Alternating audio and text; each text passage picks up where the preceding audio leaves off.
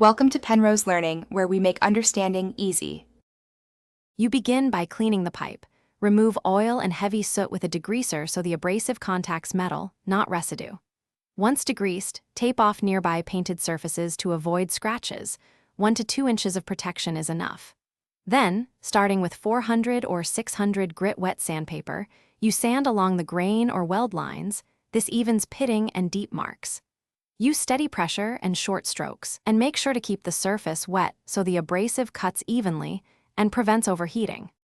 Once the rough scratches are gone, switch to 800, then 1000 and 1200 grit.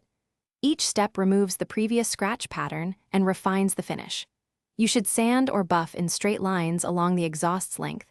This maintains a consistent satin look versus random swirls that show. Use a cloth-backed pad or a felt polishing wheel on low speed for even pressure. Make sure to wipe between grits to inspect the surface. This prevents skipping steps and ensures each abrasive does its job properly.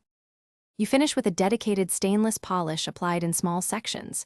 Use a soft cloth for handwork or a foam pad on low RPM for power polishing. Buff until you reach the mirror shine or satin level you want, then wipe residue and inspect. Once done, apply a thin coat of high-temperature sealant or wax to retard staining and fingerprints. If any area looks hazy or streaked, go back and resand that spot with the previous finer grit. Then repolish. This targeted rework fixes most finish problems.